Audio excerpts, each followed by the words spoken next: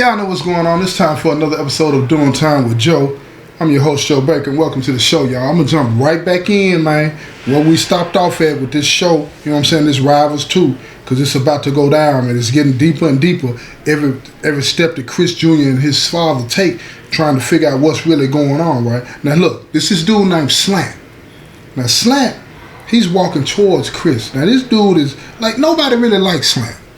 Dude was shaded, always into something, always trying to find somebody to con. He always watching the police and always trying to figure out what scam he was going to be pulling off on somebody. He didn't care who it was, right? But today, he was walking just a little different. His hands were wide open. And in the penitentiary, when you walking towards somebody, you got to move in a way to where they don't feel threatened by the way you're coming.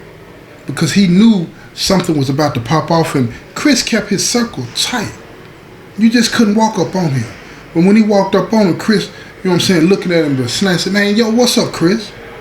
Chris didn't respond to him. He just looked at him, right? Suspicious of anything this dude was doing. But he said, you got something to say it. Slant looked around. He licking his lips, trying to figure out, you know what I'm saying, is anybody watching? Is anybody in earshot of what he's about to say? And he told him, he said, look, man, I overheard some COs talking, man.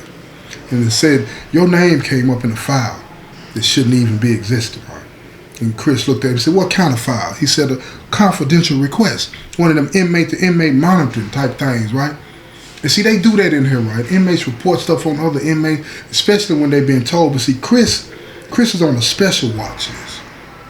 So he froze when Slant said that, because he knew that that meant that somebody on the inside, meaning somebody with some pull, had requested surveillance on him.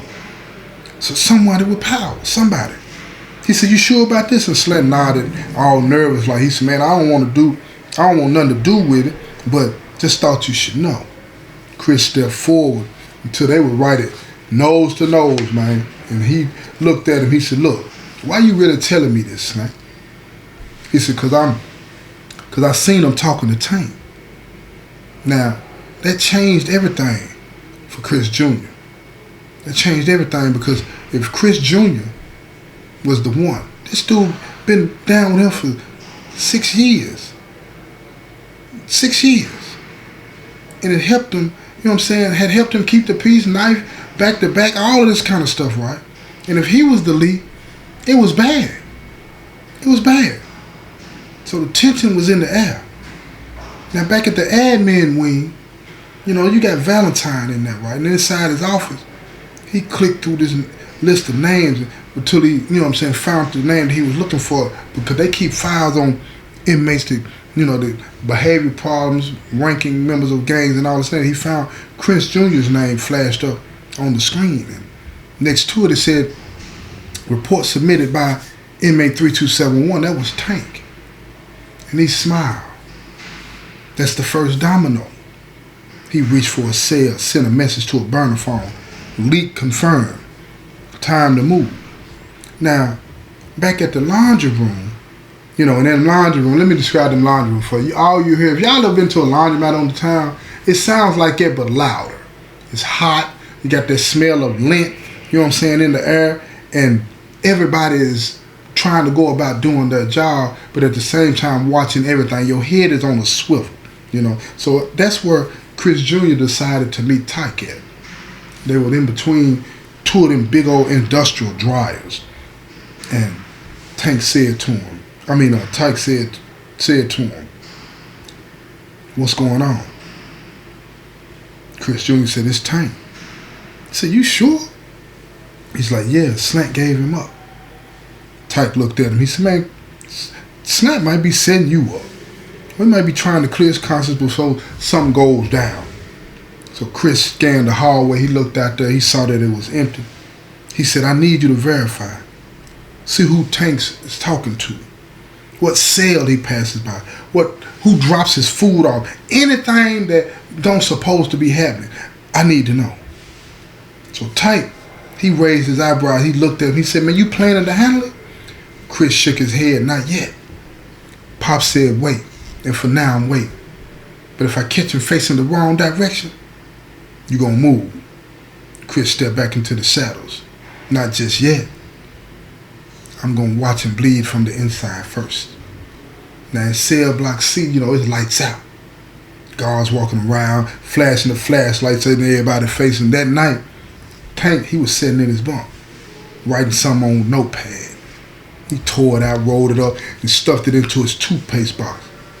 Now, lights out, one of the trustees from the kitchen, he was a Lord affiliate, he passed by Tank's cell, right, through the bars. He paused just enough, like it was almost like he moving in stride.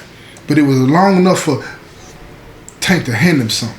That's the handout. Tyke seen it. Don't nobody know he in the box closet watching, right?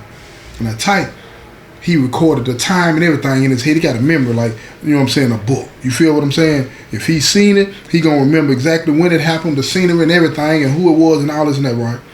So, Chris Sr.'s in his cell. It's dark. It's midnight. This piece of paper slide under his door. He pick it up, read the message from Tyke. Tank feeding info to C.O. Phelps. Confirmed. Doc drop. Confirmed. Next move. Chris folded the note slowly and lit it on fire.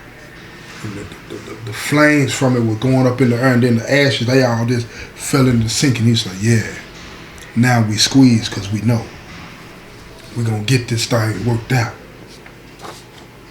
So now in the mess hall, the night crew, they were sweeping up, cleaning up everything, right?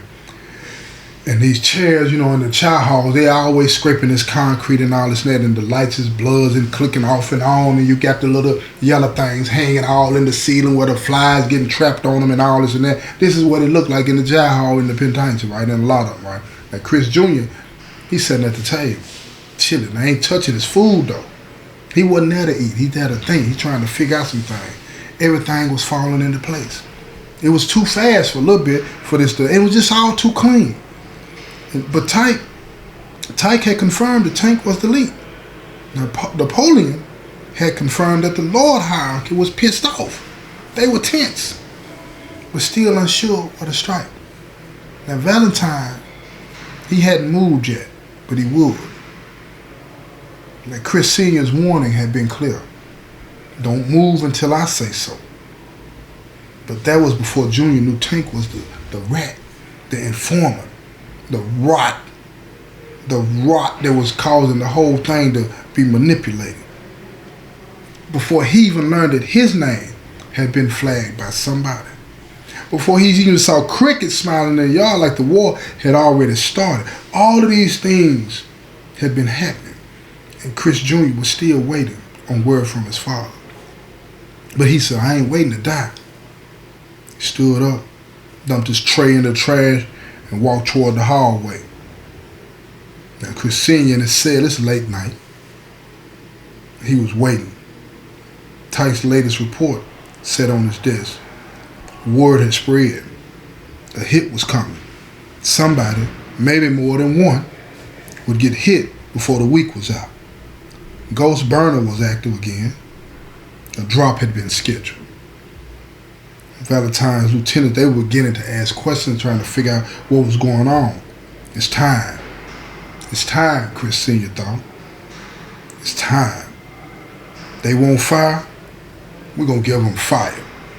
He stood up, stretched out. When you stand up and you're stretching, you're cracking your bones, you're cracking your neck.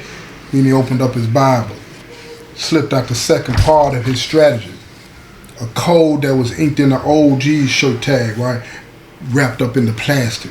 This was a message only his son would understand.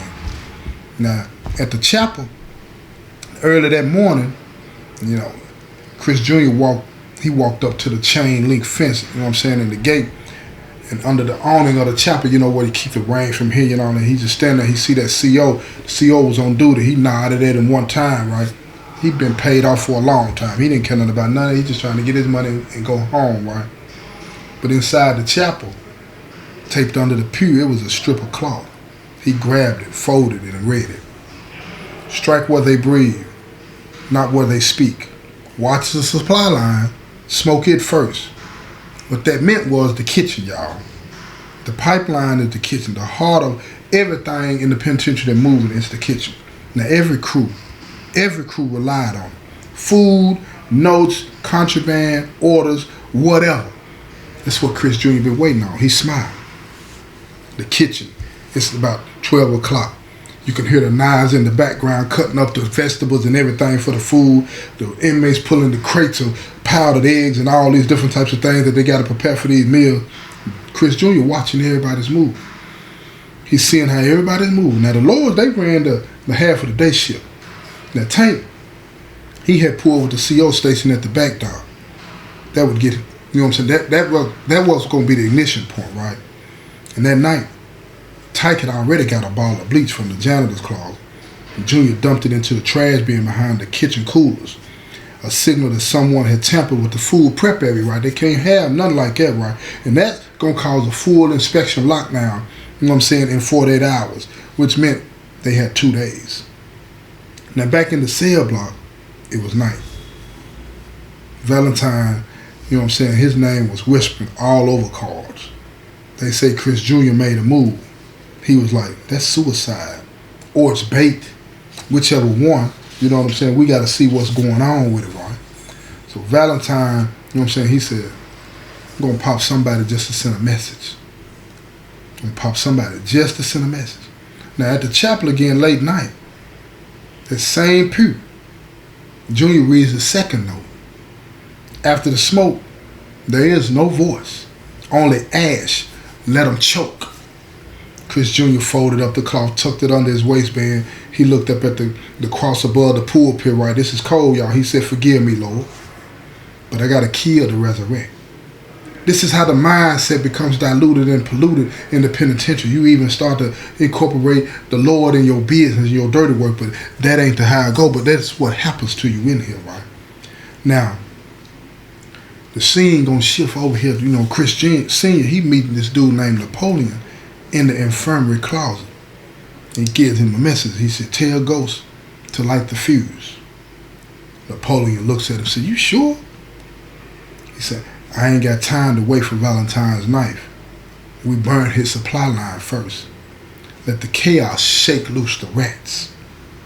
Now, it's about to pop off. We're on the loading dock. It's early in the morning. One of them Lord affiliates, he's a trustee. He walks towards the storage closet, stops, and he's sniffing, he's smelling some smoke. Then all of a sudden, boom, everything blow up. Everything blow up. The supply trailer, everything. Flames busting out at the crates, the sirens going off. Everybody's wondering what's going on. The alarms blaring, the yard floods, like the red lights come on, and guards walking around screaming and yelling at everybody. Everything was in chaos. Everybody's shouting, everybody's screaming. And that causes everybody to become disoriented. But that's how it works. But see, that's an intentional thing, right? The louder, the noisier, the better, right? Those individuals that don't know what's going on, they won't have time to get themselves straight, to focus, right? Now, the COs, they pushing everybody to the ground. But in that smoke, you had two men, Chris Senior and Chris Jr., right? They both standing in different wings, different parts of the penitentiary, calm, because they knew what was going on. The war had just started, and it started on their terms. Now, all of this noise, lockdown, full facility lockdown. Now, everybody's locked down. Everybody's locked down. Now, them flames, they got put out. But the real fire, it was just getting started. Chris Jr., he sat on this cold interview floor, cuffed to the steel chair, bolted to it in that tire, right? Now, his jumpsuit, it was soaking wet, smoke all over. He's sitting there breathing calmly. He trained for this.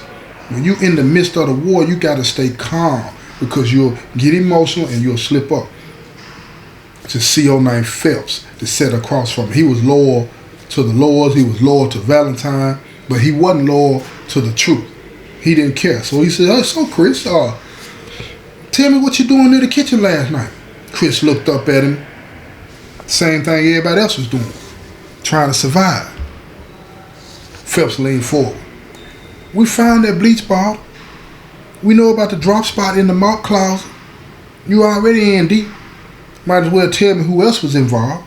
That's how them police do. Like everything gonna be fine if you just tell me what's up, right? Chris looked at him. He said, if I wanted to snitch, I'd cut my tongue out first. It's easier that way. Phelps looked at him, gave him an old smirk, and stood up, right? He said, suit yourself. He left the room, locked the door behind him, right? And see, when they walk out of a room like that, they make sure they hit that boat real loud. They want you to realize you can't go nowhere unless I want you to go somewhere. Boom, boom. Bolt it down. Then they always look in there at you and give a little old smile just to let you know I'm in control. Now see, in the infirmary, that's where they had Chris Sr. He's sitting there with a split lip and his knuckles all bruised. Now they ain't waste time. Warden Mallory walked in. He got 2 investigators with a stack of printouts. So he looking at him, the warden said, explosion near the kitchen supply truck. You were in your cell, but the timing, it was interesting. Chris looked at him. He said, the timing is always interesting. The warden dropped a stack of photos on the table. It was this blurry image in the photo from the security cam footage, right? It was Chris Jr. walking near the chapel, followed by Tyke, and 2 lawyers passing behind him. He said, your son's involved in this now. Chris Sr. looked at him. He said, man, my son's a grown man. Grown man. You got proof, charge him. If not, then Mallory cut in him on. If not, huh? Yeah, if not, right. I'll just start transferring people into the hole until someone breaks. Chris leaned back, hands still shackled to the chair legs, right? You try to break what I built in here, and you're going to wake up missing teeth. The warden looked at him, raised his eyebrows. Is that a threat? No, ain't no threat. It's a guarantee. So now we back in the cell, right? Chris Jr. and Tyke, they in the cell. Tyke, he walking back and forth like a mixture of somebody that's nervous and then somebody that's just ready for some action. But see, Chris Jr., he laying back on the bunk just looking up at the ceiling, right? Tyke was like, man, they know it was us. Chris Jr. said, they suspect us, but suspicion don't stick. Evidence does. He said, you think your pop's gonna back us? Chris Jr. turned and looked at him real slow. He already did. That fire was the green light. Tyke, he stopped dead in his track. He said, so now what? Now we don't flinch. We let them come. Now, at the administrative control tower, Valentine, he's looking at the security feed on the flat screen. Incident reports are all around this and that. He pressed the pause button on the feed. Right at the moment the explosion happened on the loading bay, zoomed in on the smoke coming up from the trailer. He already knew who did it. He could feel Chris Sr.'s fingerprints all over this. But what troubled him was the timing. They're not just reacting. You understand? Valentine was thinking to himself. He said, they're planning, which means someone else is helping them. Somebody from the outside. He looked at the folders. He's thinking. He said, names, past associates, Ghost last known location. If Ghost is alive, he's sitting there thinking. He said, I want his heart in a box. He has to go. Now, outside the prison walls, there was this old Mustang. It was rolling on this dirt road, dust kicking up all over the place. The driver wearing a hoodie, you know what I'm saying? He got the aviator glasses on. It was Ghost. He riding down, got a cigarette in his mouth, radio turned up, and he passing by this rusty sign that read, Welcome to Wilder, Tennessee. Population 412. Back in the dirt. That's what Ghost was thinking. Time to wake up the dead. If you want to know how this continues to play out, you're going to have to tune in to the next episode, y'all. Because it's going to get a little grimy. It's going to continue to do that. But I implore you to stick with this. This story has got a lot of twists and turns, but it's going to be worth it. It's going to be worth it. This has been another episode of Doing Time with Joe. I'm your host, Joe Baker, and I say peace, y'all.